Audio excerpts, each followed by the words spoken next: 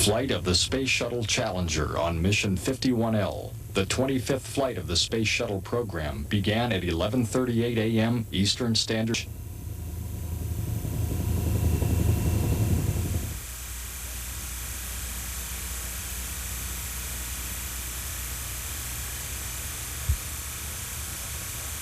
The delivery and assembly of 51L launch vehicle components began months prior to launch. The solid rocket booster segments were transported by rail to the Kennedy Space Center.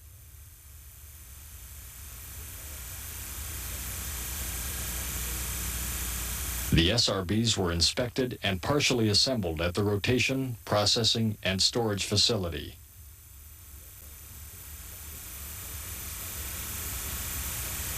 Or VAB, where they were stacked on the mobile launch platform.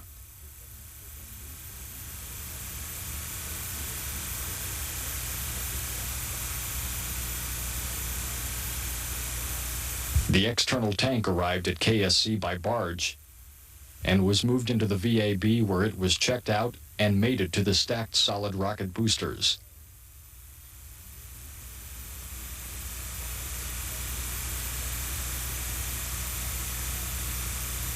After orbiter checkout, Challenger was rolled into the VAB and mated with the assembled external tank and SRBs.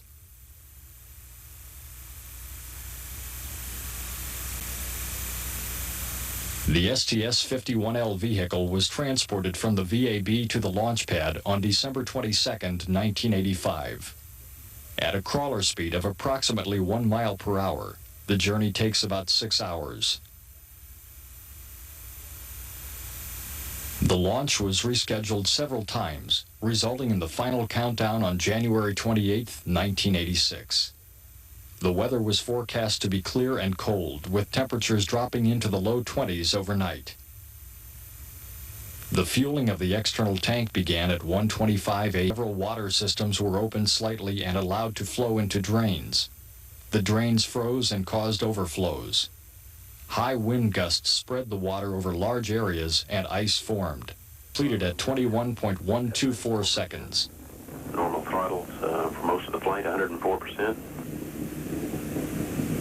We'll throttle down to 65%. The main engines were throttled back to 65% at 35.379 seconds for about 16 seconds in order to alleviate loads during maximum dynamic pressure. Velocity 2,257 feet per second. Altitude 4.3 nautical miles. Downrange distance 3. The engines were then throttled up to 104% at 51.919 seconds. 3 engines now to 104%. Challenger, go and throttle up. During the flight, data from nearly 200 cameras were analyzed during the investigation. The following sequence of events is based on the evaluation of film, video, and telemetry data. This graphic indicates viewing angles for 3 cameras in the vicinity of the launch site. The first view shown is from camera E63 at the lower right of the chart. At 0.678 seconds into the flight, a strong puff of gray smoke can be seen spurting from the vicinity of the aft field joint on the right solid rocket booster. The vaporized material streaming from the joint indicates there was not complete sealing action within the joint. This second view is from camera E60. The smoke can be seen between the right SRB and the external tank, and initially moves in the upward direction. The angle between this view and E63 is approximately 100 degrees.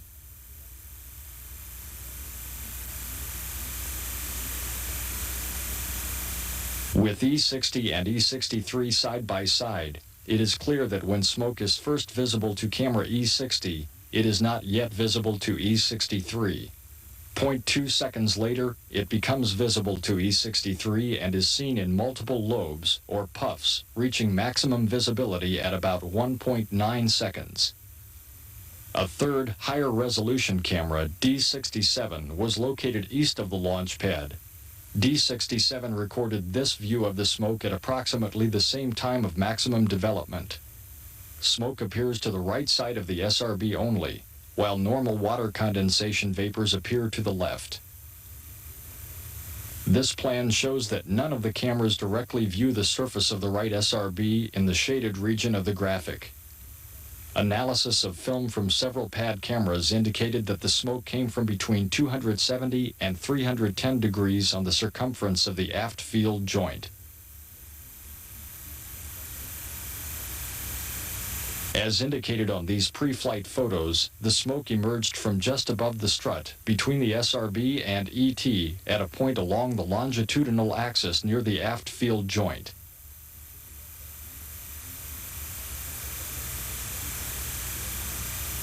The multiple smoke puffs occurred at a rate of about 4 times per second, approximating the frequency of the structural load dynamics and resultant joint flexing.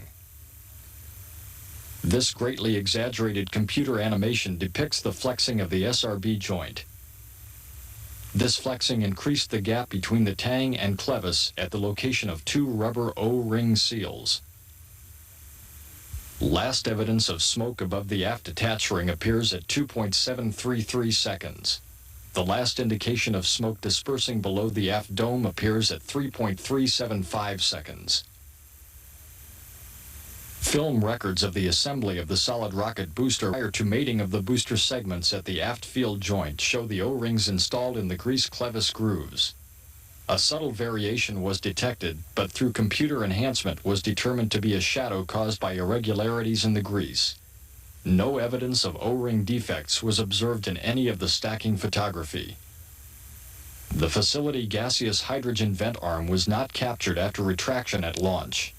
Film analysis, however, showed that it did not rebound and contact the vehicle or contribute to the accident. Post-launch inspection of the hold-down posts revealed that the kickspring assemblies on 4 of the posts were missing. Detailed analysis determined that the assemblies could not have become detached prior to T plus 850 milliseconds and were not a contributing factor to the first evidence of flame appeared on the right solid rocket booster at 58.788 seconds. This occurred as the main engines had been throttled up to 104% thrust and the SRBs were increasing thrust. Camera E203 was located west of the launch site and gives an aft view. The exposure was set for the booster nozzle plumes. This graphic illustrates the location of the flare. The flare was located near the aft field joint, approximately 300 degrees circumferentially, which is consistent with the location of the smoke emissions at liftoff.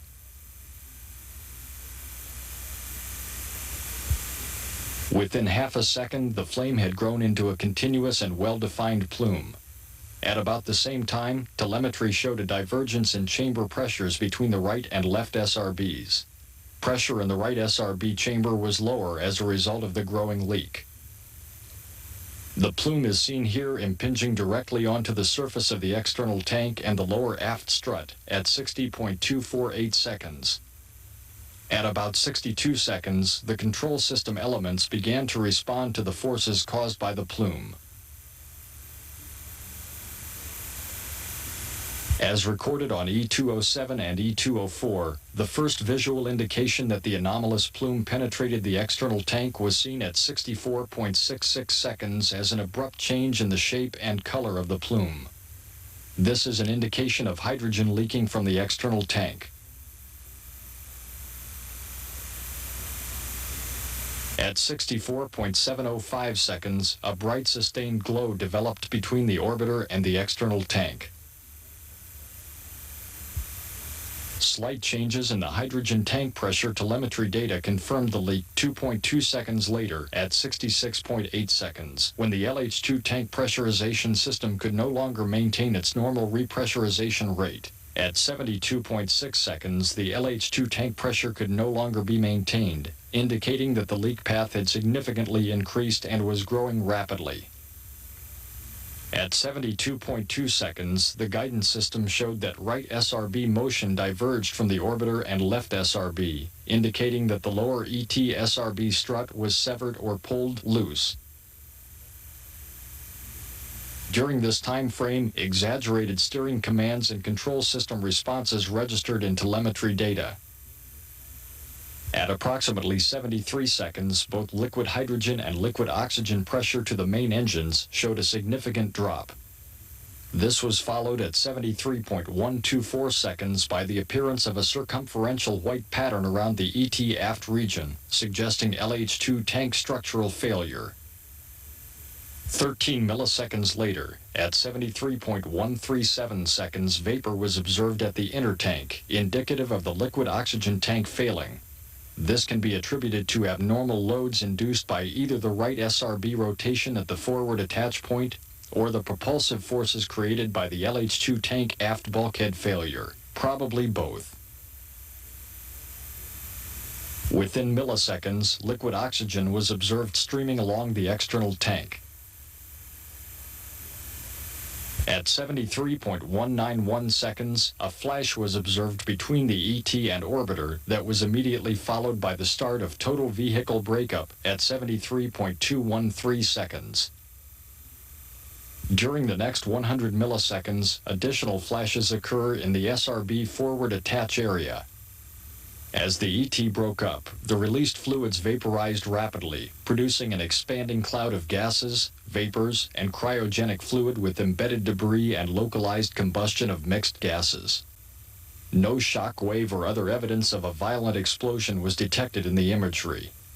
Illumination from a combination of SRB plume radiance, reflected sunlight, and peripheral burning of gases gives the cloud the appearance of a fireball. By 73.6 seconds, the main engines were in automatic shutdown mode as a result of reduced propellant pressures.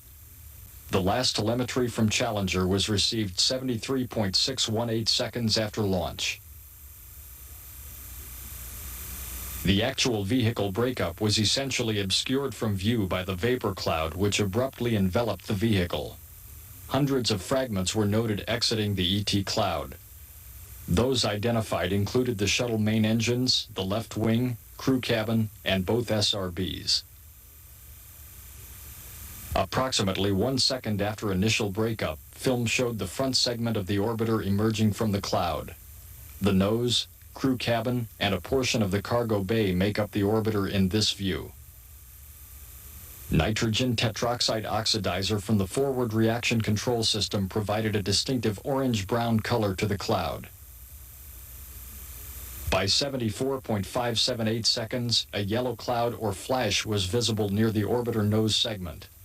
This is believed to be caused by burning monomethyl hydrazine from the forward RCS.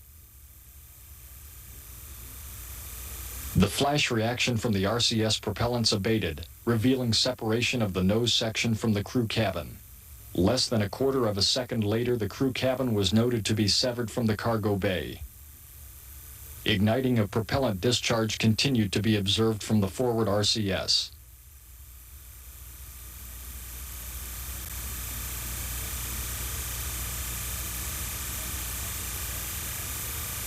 A camera south of the launch pad recorded a wider array of debris exiting the vapor cloud.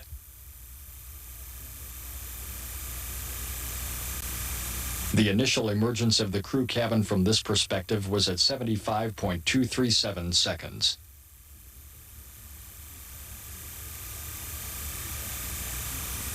The left wing became visible at 78.531 seconds.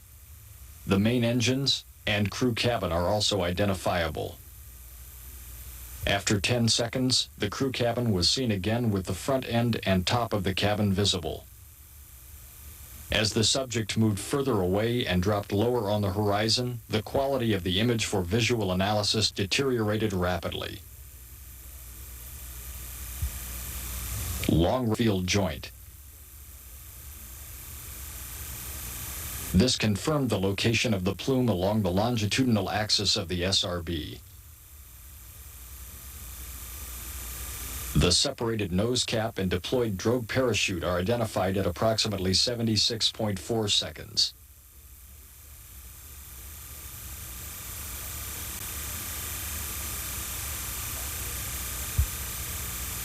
The shock wave from the detonation of the linear-shaped charge on the right SRB can be seen clearly.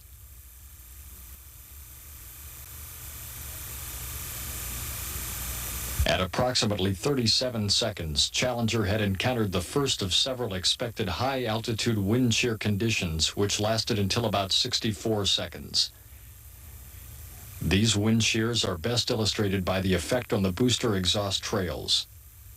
The effect of wind shear was immediately sensed and countered by the guidance, navigation, and control system. Wind reconstructions were aided by comparing predicted exhaust trail shapes with acquired photography. The reconstructed winds were used in trajectory and flight loads analyses, which verified that the loads were within limits. Several flashes in the SSME plumes were observed during the flight. As similar flashes have been seen on several previous flights, they are considered not to have contributed to the accident. The visible condensation that appears in this frame is created by shock waves which develop as the vehicle passes through the speed of sound.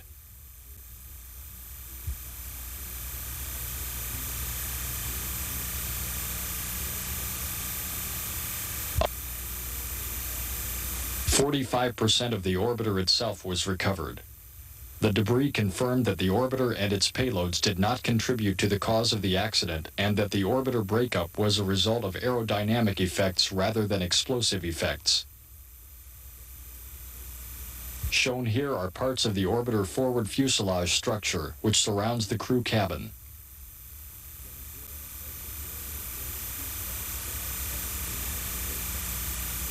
Extensive heating and erosion was detected on the right aft section of the orbiter.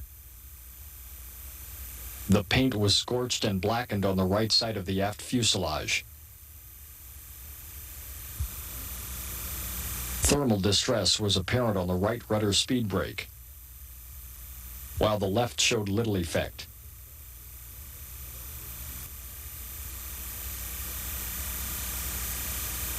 The external tank was similarly reconstructed.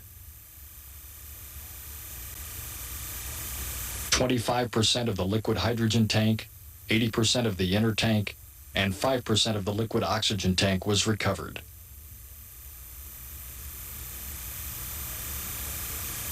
Most of the external hardware was also recovered.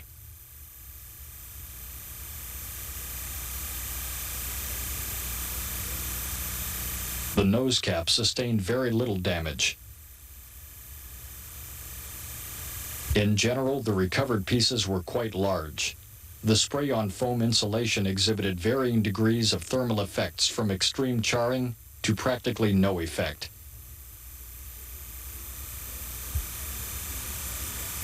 The external tank range safety destruct explosive charges housed in this cable tray were recovered undetonated, eliminating them as a possible factor in external tank breakup.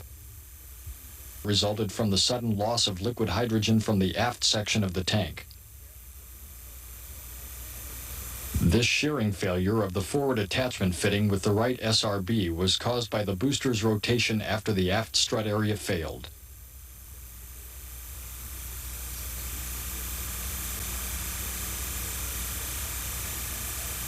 The stiffener stringers on the right-hand side of the inner tank show evidence of contact which match marks on the forward assembly of the right SRB.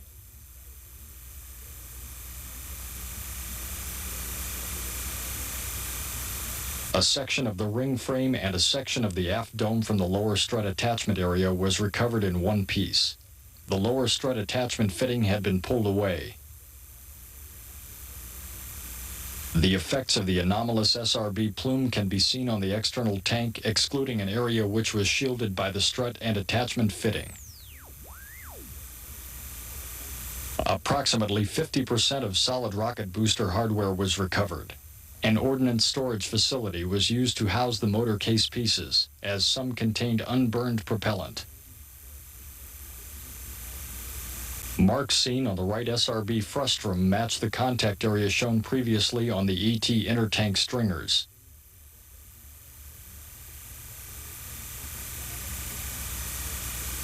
The size and location of the burn-through as indicated by the recovered SRB debris were illustrated on an assembled booster.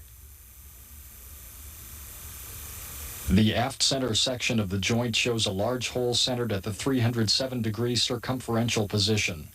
The irregular hole is roughly rectangular and is about 27 by 15 inches.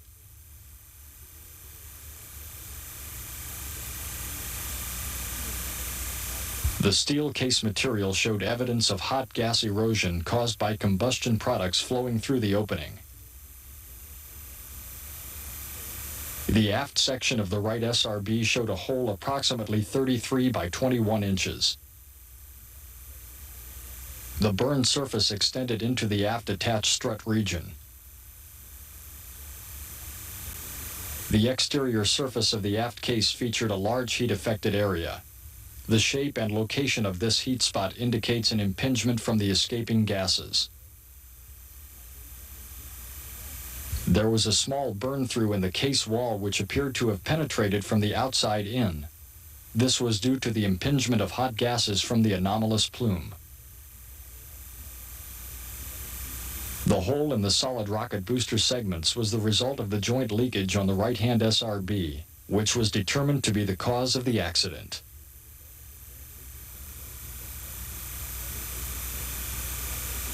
The Presidential Commission concluded that the cause of the Challenger accident was the failure of the pressure seal in the aft field joint of the right solid rocket motor.